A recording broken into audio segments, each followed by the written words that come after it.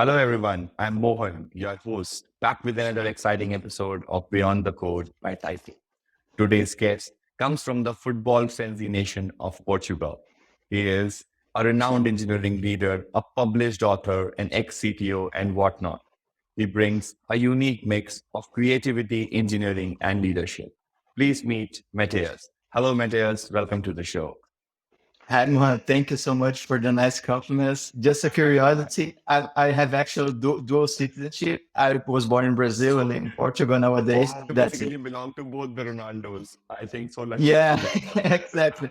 I wish I had their abilities, but that's okay. Perfect. Thank you so much, Mateus, for sharing your time with us. This really means a lot. Perfect. I think before I get started with anything, Mateus, this is one question that I can't just stop myself asking from. How did you get time to publish a book while doing everything else that you have been doing? I mean, it was in the pandemics. We were locked in the house and the opportunity came by. So I can't deny that it was like quite a big challenge because I mean, it took a long time and a lot of back and forth.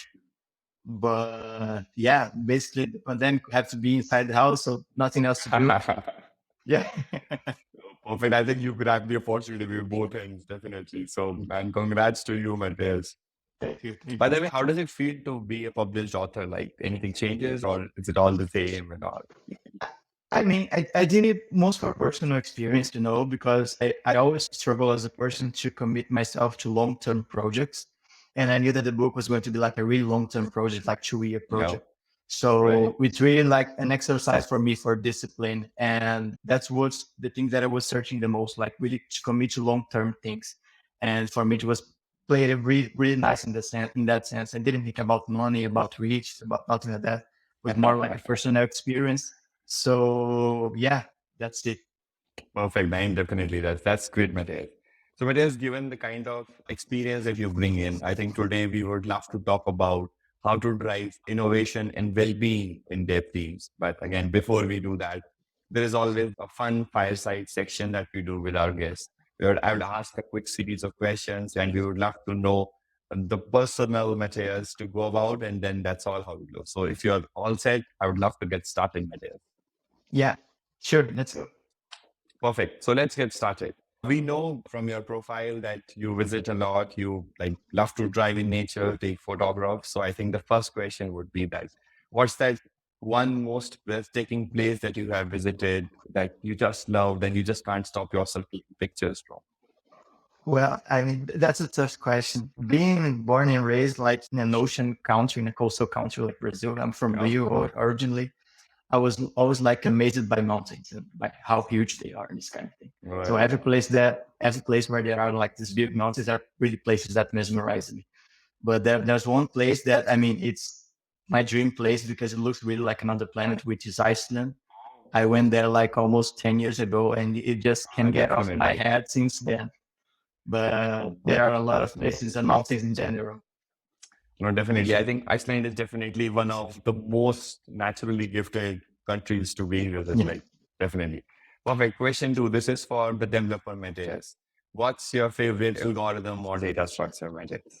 I am thinking of this right now, and I think that I would call it the merge sort because it really forces me into like thinking and breaking down a problem, like that divide and conquer approach. It's like really breaking down a bigger problems in chunks of smaller ones. So I think, and it's quite fast actually as well. So, but mainly because of the reasoning of like breaking things down, and I really like this kind of approach. So, question three. What's that one favorite tech gadget that you can't live without? I have to say my camera. I mean, I have a tiny camera, the Fujifilm X-3. It's like not a new one, but it's the one that I carry around all the time. So that's my tiny gadget. Yeah. Perfect. Question four. What's that most inspiring quote that you live by? What inspires Mateus? I like to say that I'm a pretty sentimental guy. And there was this quote from an American author called Zelda Fitzgerald that I heard like years ago that says, nobody has ever measured, not even poets, how much the art can hold. And it's something that really inspires me in living with my family and living with the people that I love and doing the things that I love. So I think that is my motto, I would say. Thanks, Mateus. This was real fun. Thank you for being such a sport. I think now getting to the real stuff, getting to pull out some insights from your experience, right? So you have seen this entire journey from a developer to a manager to a leader. You have seen it all.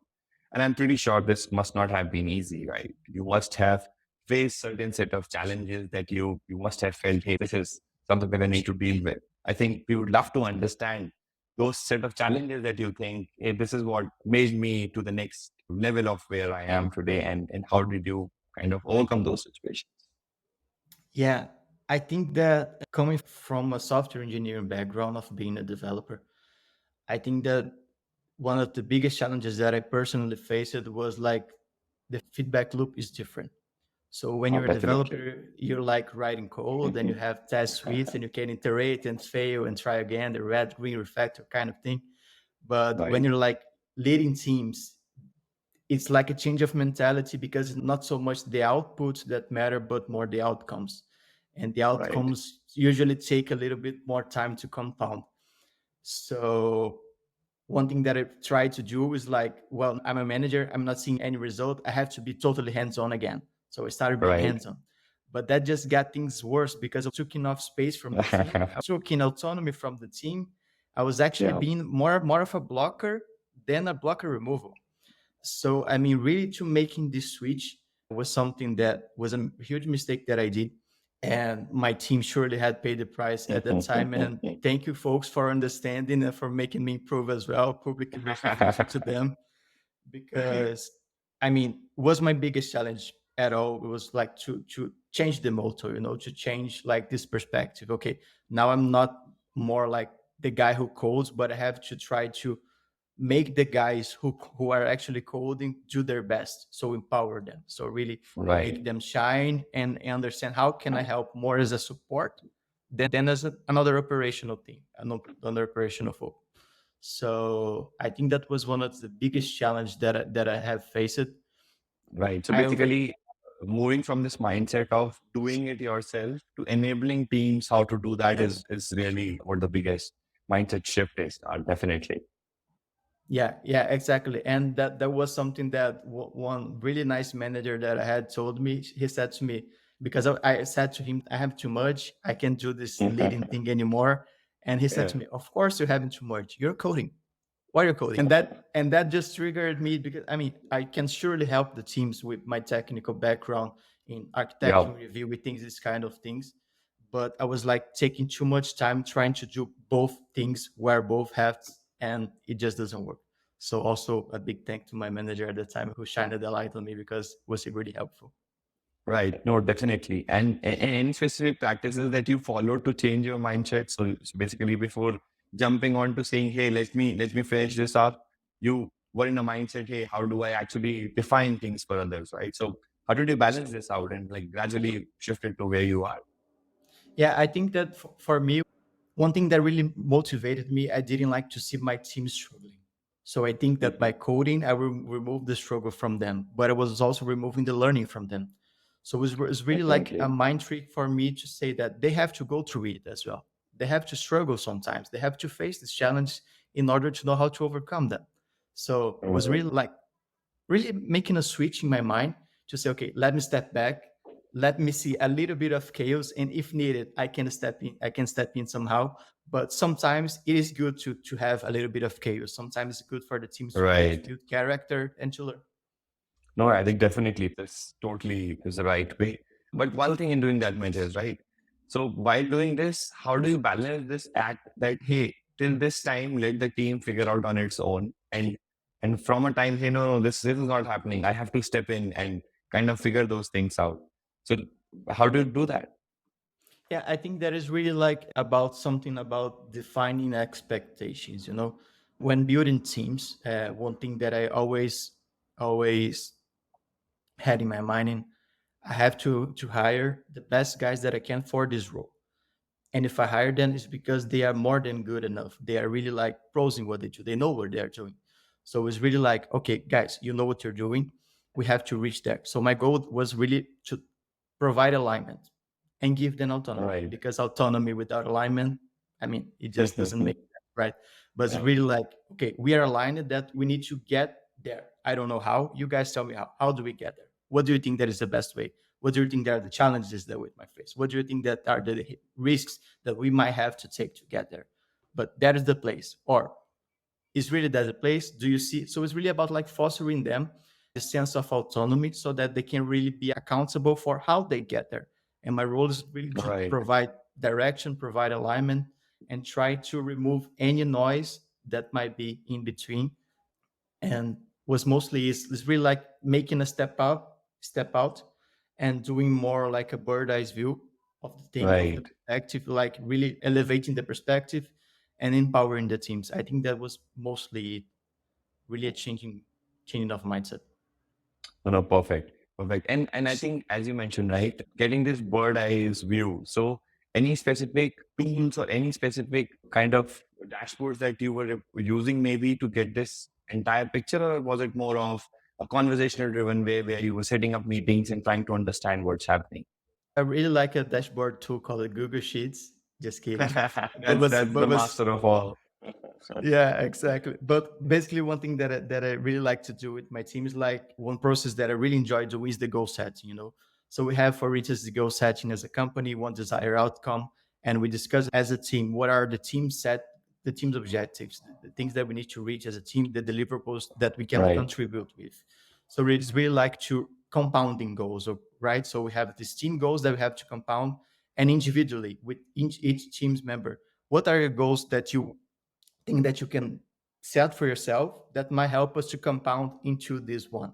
So, and Definitely. one thing that I really like to do is to track with them these goals. Like they have their own spreadsheets with their goals. We have a template as of now where they do the tracking, and we do kind of bi-monthly check-ins, and we see the things compounding in a way. And if all those Right. goals are compounded, we are like, it's not certain that we get there on the main goal, but we are closer. So it's something that Got I it. really like to Perfect. use to track this.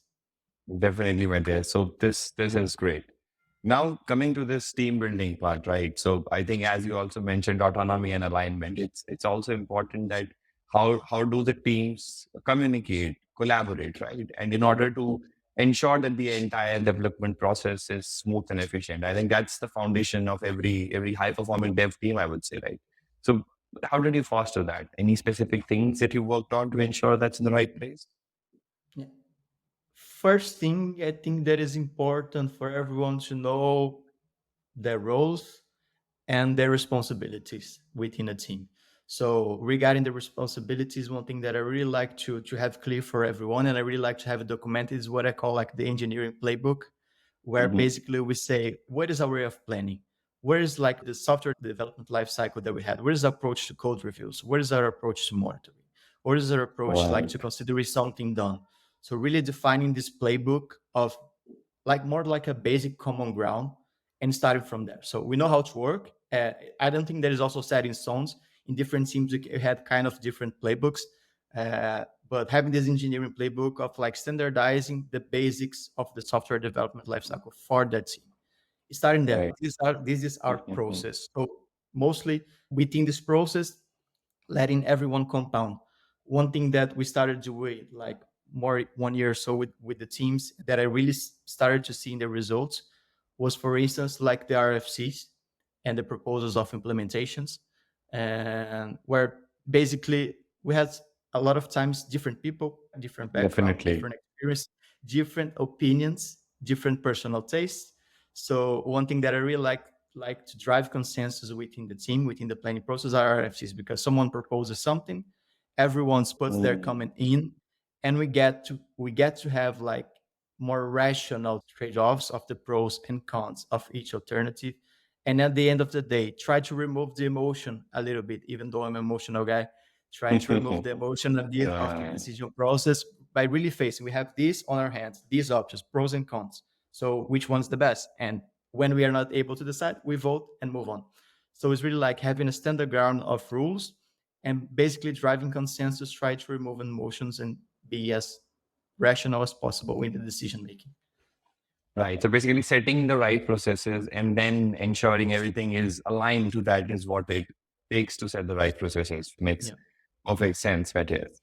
I think the last topic is very close to my heart, and I would really love to know your thoughts around that, right? So developer experience and well-being. I think this is next buzzword I would say in the entire tech industry, and I'm pretty sure you must be aware of it, right? And this has specifically, the entire scenario has changed. We all know after the COVID scene, and that's when a lot of more and more people have started talking and writing and building stuff around it. So I think first to begin with, I'd love to understand your perspective on this entire developer experience aspect, which in the end, everyone talks about translating into productivity, right? Your thoughts on that, Peter?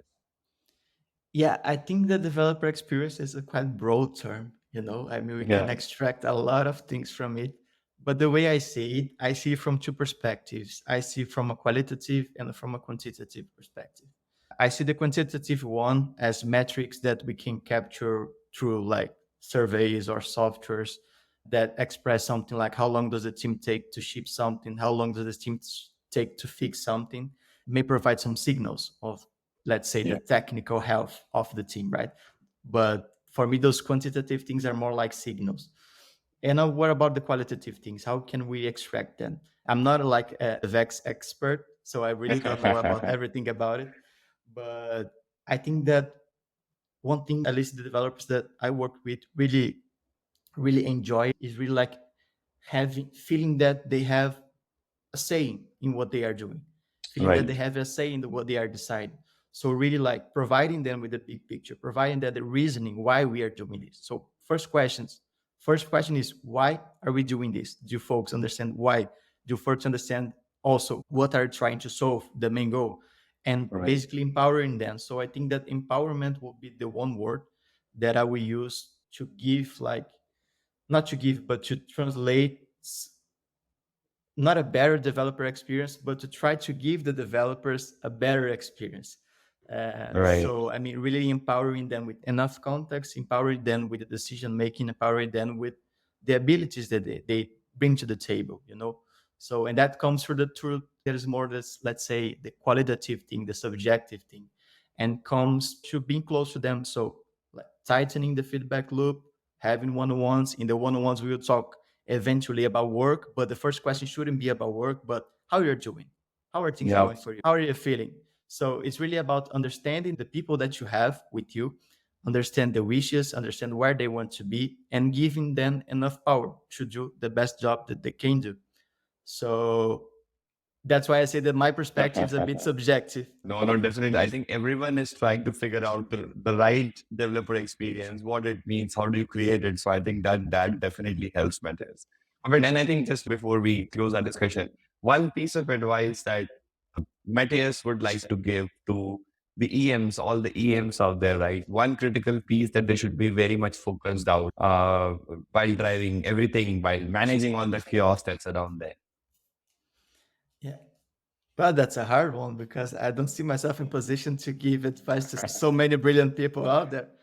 But I think that one thing really important is that I just said, like, I mean, being close to your team, know that they are before developer human beings, and try to develop a relationship with them. I think, at least for me, it changed a lot in the way that we can approach things, that we can really conquer things. So I'd stay close to your teams, know how they're doing, know their challenges, and yeah, just stay present. Perfect. This was great, Mateus. Thank you for sharing all your insights and experiences with us. It had been such a fun conversation. And again, all I can say is you're so lucky to have both Ronaldos working with you. So I think that's all what it is. That's how we can summarize this for you. Yeah. I can't say my personal preference of the ones because I play. Yeah, exactly. I can't even go there and ask you about it. That won't be a fair question, definitely. Perfect, Mateus. Thank you for your time today. It was such a great conversation. Thank you. Have a good day, Mateus. Take care. Thank you, folks. You too. Bye-bye.